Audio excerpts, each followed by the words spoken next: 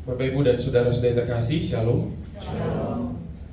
Renungan yang saya buat berdasarkan bacaan-bacaan hari ini itu berangkat dari satu pertanyaan: seberapa relevan dan relate Hari Raya Hati Yesus yang Maha Kudus bagi saya? Maka dengan demikian saya harus membaca, mengutak-ngutik, dan mencari pesan apa yang sebetulnya mau Tuhan sampaikan. Menyambung tadi di pengantar misa, saya mengatakan yang kita rayakan hari ini adalah kesinambungan pernyataan. Ya. Ngerti maksudnya kesinambungan ya? Kesinambungan itu berarti ada jalur yang tidak terputus, yang pesannya tidak terdistorsi. Ya, kesinambungan.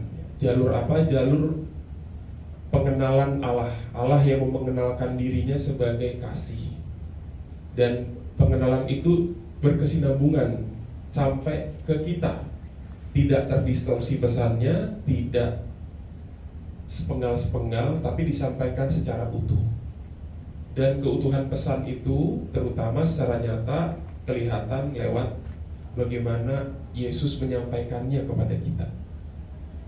Kelihatan lewat bagaimana dia memiliki hati yang juga penuh belas kasih. Nah itu, jadi itu sih pesannya gitu. Kesinambungannya seperti itu. Nah hari ini Tuhan lewat surat pertama Rasul Yohanes bilang supaya kita ikut ambil bagian dalam kesinambungan itu. Jadi bukan cuma Yesus yang punya hati yang belas kasih, kita juga yang sudah mengenal Dia juga ikut ambil bagian dalam kesinambungan itu, karena kita memiliki satu Allah yang sama gitu. Jadi intinya itu sih sebetulnya. Udah kita buka di sini. Nah, jadi tadi jelas Yohanes bilang kamu harus saling mengasihi karena Allah adalah kasih. Kalau kamu mengasihi, Allah tinggal di dalam kamu. Jadi ada kesinambungan gitu loh maksudnya. Nggak kepotong. Jangan sampai kita mengaku mengimani Yesus terus kita nggak mau mencintai, itu namanya kita memotong. Jadi pesan bahwa Allah mengasihi itu cuma berhenti di Yesus doang, tapi nggak sampai ke kita gitu. Nah itu maksudnya sebetulnya. Nah bentuk kasih yang saya renungkan itu adalah ketika saya membaca Yesus bilang, datanglah kepadaku karena aku lemah lembut dan rendah hati. Bentuk kasih yang paling nyata itu hati yang lemah lembut dan rendah. Sekarang saya tanya, lemah lembut itu apa?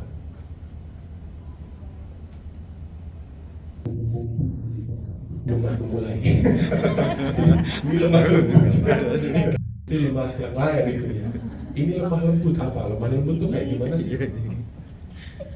Lemah lembut tuh kayak gimana sih? Lemah lembut tuh sebetulnya orangnya lemah atau enggak?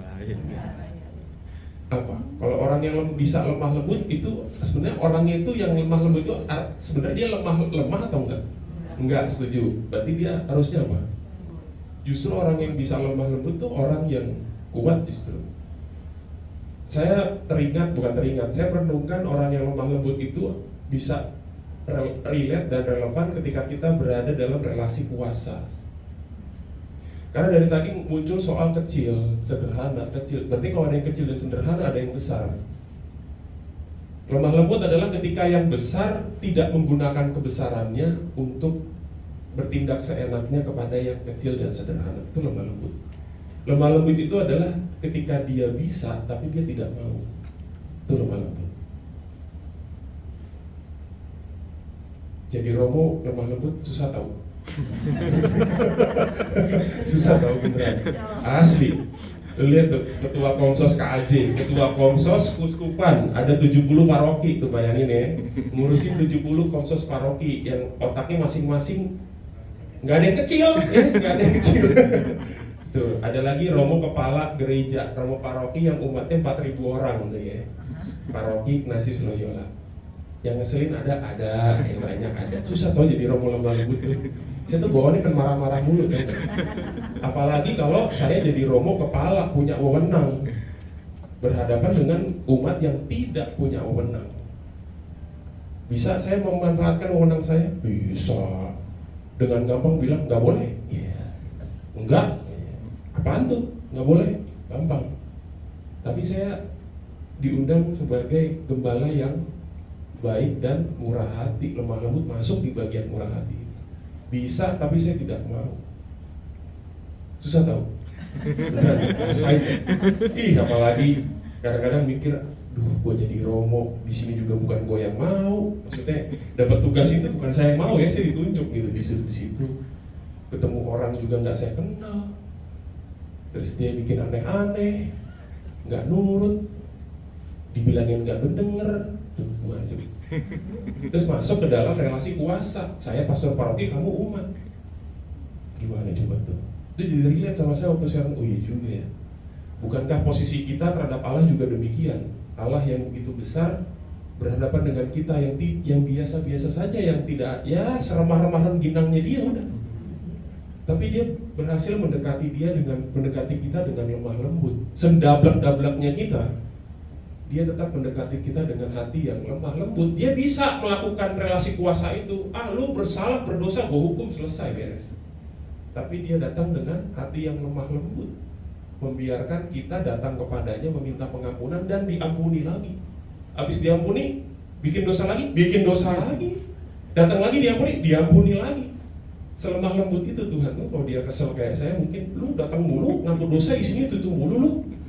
Udahlah, dan aja selesai, hidup lu selesai, capek gue, misalnya gitu kan. Tapi enggak, hatinya enggak kayak gitu tuh. Minggu lalu saya belajar juga soal lemah lembut ketika saya hadir sebagai guru ngajar katekumen. Katekumen ada 13 orang di paroki saya. Yang baptis Kristen cuma 2. Berarti 11 orang belum baptis sama sekali. Ada yang dari Buddha, ada yang dari Islam. Benar-benar newbie. Orang tentang Katolik benar-benar newbie ya. Saya datang, temanya apa coba? Aku percaya dan Tritunggal Maha Kudus. Nyako kagak? Gimana tuh? Itu juga relasi kuasa. Saya datang sebagai orang yang udah S2, magister teologi. Ada yang kecil dan sederhana di hadapan saya mau mengenal Tuhan dengan tema kayak gitu. Saya udah nyiapin presentasi. Wah, ini presentasi disertasi lah pokoknya itu ya.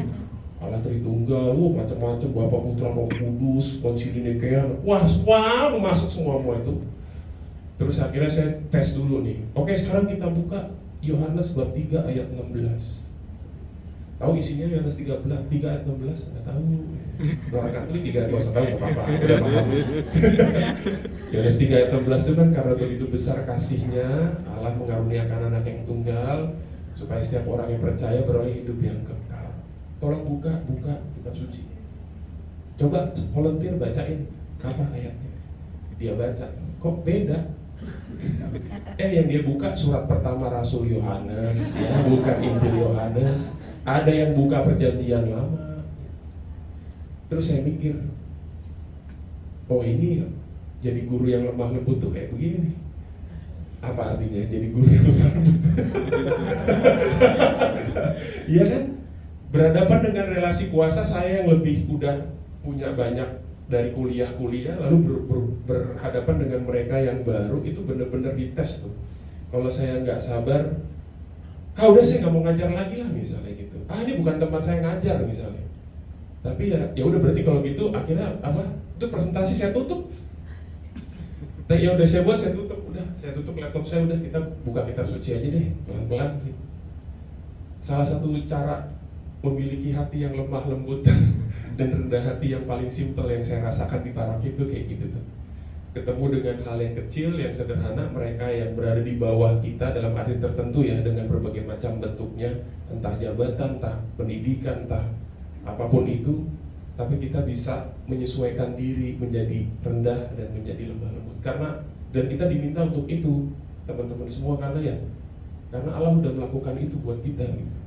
Dia udah melakukan cara yang sama untuk kita, maka kita diminta untuk supaya ada kesinambungan. Allah yang begitu tetap kita wartakan juga kepada banyak orang. Nah, kita berdoa semoga bukan hanya kita nih yang bisa melakukan itu, tapi juga di semua negara kita yang lagi sedang bergulat ini, yang kadang-kadang yang kecil dan sederhana itu tidak dipandang sebagai subjek yang betul-betul harus mendapatkan kelemahan, tapi malah justru dimanfaatkan, diperdayakan, dimanipulasi, ditipu, tetap dibuat bodoh supaya bisa digunakan. Nah, Tuhan enggak ya, Tuhan punya hati yang sedemikian justru untuk mereka yang kecil dan sederhana. Itu sih renungan saya, nggak tahu relate apa enggak ya, ntar silakan direnungkan sendiri relevan atau enggak. Tapi paling waktu saya renungkan, iya juga ya, kadang-kadang otak ini terlalu, karena orang pintar tuh kadang-kadang kalau maksudnya kalau orang terlalu pintar, terlalu banyak isi, susah punya hati yang lemah lembut karena merasa gue lebih pintar dari lu gitu. Gue lebih punya kuasa dari lu, nah itu Tuhan mau nundukin kita. Mungkin dia bilang pikulah kuk itu supaya kita memikul lalu kita runduk gitu kan, supaya kita benar-benar jatuh lalu kita merendahkan diri serendah-rendahnya supaya kita bisa berjumpa dengan mereka yang kecil dan sederhana. Tuhan memberkati. Amin.